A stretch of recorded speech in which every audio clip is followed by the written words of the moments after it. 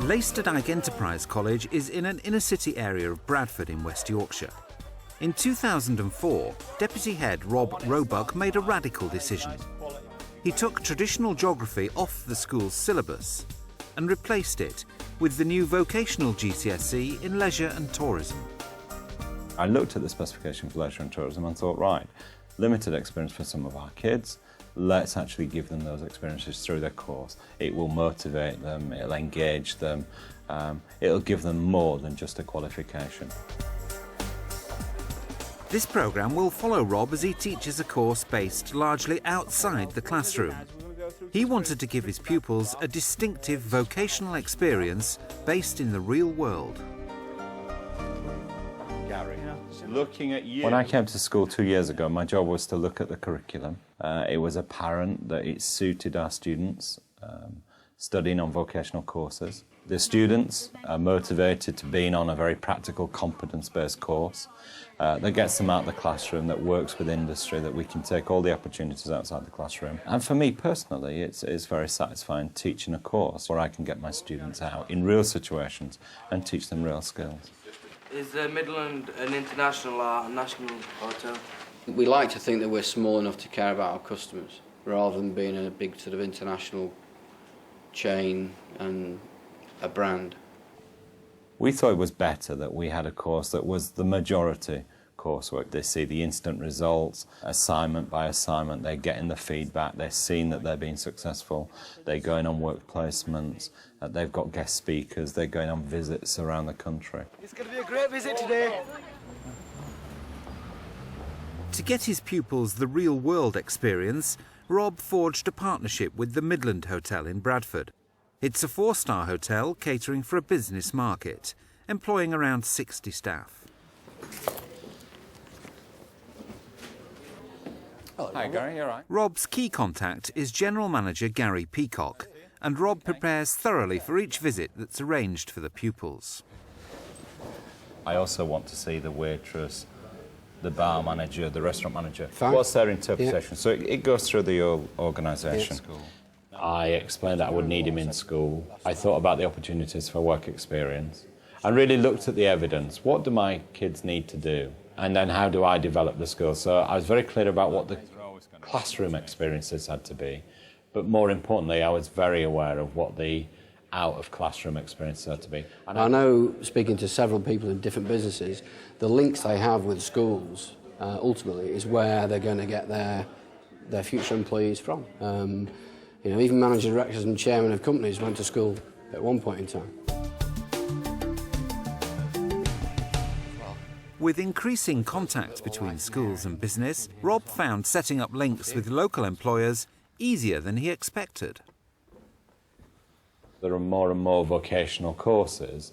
You know, businesses are recognising that work experience and work shadowing is vital. So you can pick up the phone. You know, the bigger organisations, you can have more of a chance. Talking to colleagues, talking to other schools that have got those links, that's invaluable. And I think also sending out letters and seeing if you get feedback from organisations. There's lots of ways. The hotel quickly saw the potential usefulness of partnerships with schools. Where do they come from? Effectively, young children, 14, 16 years of age, they're our future staff. It's a fantastic way of introducing kids to the hotel, to the industry, give them a good background of what it's all about. They can then make an informed decision as to whether they may want to do this as a career as and when they leave school. The dialogue I'm having with industry and commerce is, these are the skills you want, these are the students we've got, help me deliver them. It is a bit of a partnership. As well as group visits, Rob plans for each student to have an individual placement. Today, Rohal is going to be learning from the experts. Have you got an idea of what you're going to do today? You're going to be shadowing the general manager? Yeah. Any questions? No, just looking forward to it, really. Are you? Yeah. The importance of the placement is that actually they're working with experts. They're actually seeing what I'm talking about in the classroom. The main challenge is obviously getting the children out of the classroom. Sometimes they may miss lessons.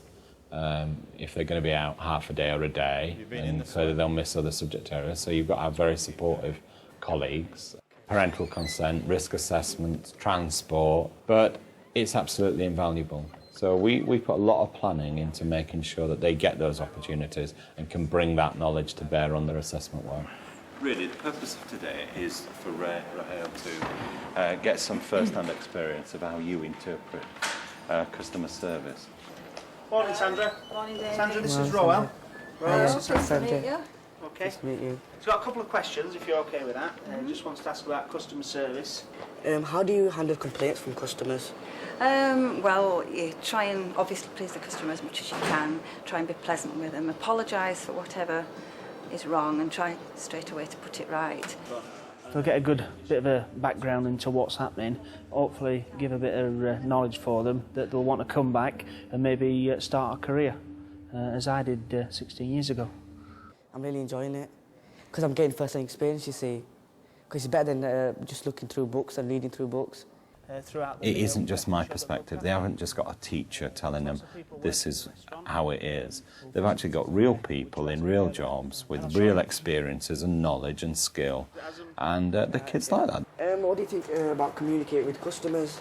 I think it's very simple, really. You just need to know the customer's needs, and once you've done that, you can give them the best of your service. So. This kind of experience is a better way of learning. It's better than just learning in a classroom. Like it just goes out of your head. It's better than just hands-on experience. It just sticks in your mind.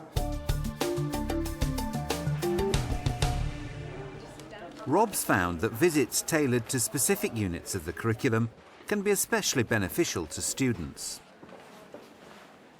For this assignment, Unit 3, Customer Service in Leisure and Tourism, it's very important that the assignment is driven by a real location. I have to go through the building blocks of knowledge in the classroom. We can't be out of the classroom all the time, it's impossible. But whenever I can, it's important to get them out of that classroom and them to be able to experience real situations. We need to dress in proper, clean and well-presented uniforms. Be properly groomed with the correct levels of makeup and not too much jewellery. Men, be well groomed and clean shaven. You don't have a shave in the morning, you get sent home. So we need to make sure that our management and supervisory staff look after the staff to make sure they don't look like a dog's dinner. If they do, they need to sort it out. The importance of the question and answer session is that they've had the presentation, they've taken key messages from that presentation from Gary, and they're starting to link it with their learning in the classroom. What actions would you take to a member of staff if you didn't have the desired uniform on? We have certain set standards that every single staff member knows about when they first join. The first day at work, they go through the induction process, they're told what's acceptable, what isn't acceptable. I think it's easier because you get to see what you're supposed to be learning about rather than just being sat in the classroom being told about it. So you tend to notice more than just if people telling you, you sort of think, well, yeah, but how would it be used? When you're there, you can see how it's used. If you enjoy something, you learn it. It's better than having a pen and a paper because you're more interactive and you're active as well. It's much easier if you simply planned a series of lessons to take you through the academic year and they were all classroom based. But that's very one-dimensional and it limits the experiences and it limits the learning. We spend a lot of time ringing up, exploring those opportunities, building the scenarios, taking the pupils out on these experiences. Very, very time-consuming. But the time it takes is rewarding because obviously their experiences are brought back into the classrooms and you see that in the quality of the work. Everything that they've experienced in doing their assignments gives them another perspective. Rob's also planning other visits to museums, restaurants, theatres and national parks to help deliver other aspects of the course. Such trips appear daunting to organise, but many LEAs keep databases of pre-approved locations for work experience. Well, clearly we have a responsibility and we can't put them into any environment. So it's very useful that the LEA have a list of approved placements that they set placements for all the schools in Bradford. And it's easy for me to talk to them and say, you know, from your database, can I just have leisure and tourism placements? So all of that's been done, so I don't really have to think about that risk assessment. It's already been done. So as a teacher, I don't have to be doing that. You know, it'd be impossible. It's unrealistic. If I had to ring up and find those placements, that would be a very tough job. And I think in some situations that would put you off doing it.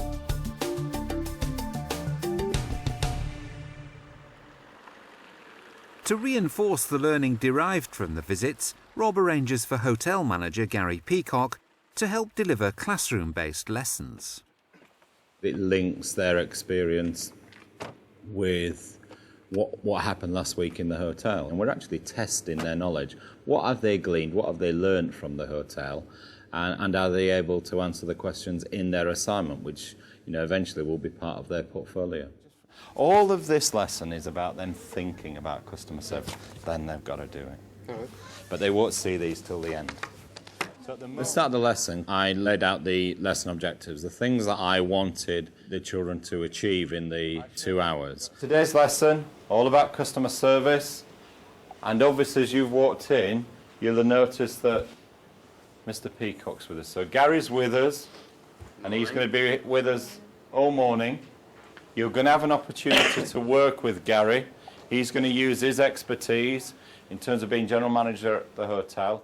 And through a series of customer service videos and exercises, group work, paired work, etc., that led up to the role plays at the end involving Gary. So Gary brought his expertise as a general manager to the role play situations. Espanol. Can we help you? Museum. Museum? Sí. Where? How to get there? Sí, sí, sí. What would happen in your hotel? We try and find out what language they speak, first of all, to see whether we have anybody in the hotel that speaks the same language. I mean, that may take 5 minutes to find out where they come from anyway. If we have somebody that speaks our language, great. But otherwise, you know, we've got the gist and what they're talking about, the photography museum. So it might be an idea, there's 2 people and one of them can be spared, just escort them to their own and we can point them in the direction. They've talked to real people in customer service, and I think they've had an experience that on my own I couldn't have delivered. Thanks, Gary. Welcome. Superb. Thank you very much. I really appreciate it. That was great. Okay. The visits and follow-ups require a heavy time commitment from Gary and Rob, but both feel that they reap the benefits of their investment. We will benefit only in the long term. If we have one student in 3 years' time that joins us at the hotel that becomes a valuable member of staff, then that's really why we've done it. I really like teaching the vocational courses, and I think the great thing about it for me is that I've been able to give the students experiences outside of classrooms. Look how those 2 members of staff dealt with a very aggressive, very intimidating young man. It opens their eyes, it opens up their horizons. They actually make decisions based on those experiences. And for me, that's very gratifying. And I know 1 or 2 of my students will go on and study this course at advanced level. And 1 or 2 are already talking about, this is what I'm going to do in sixth form, and this is the career I'd like.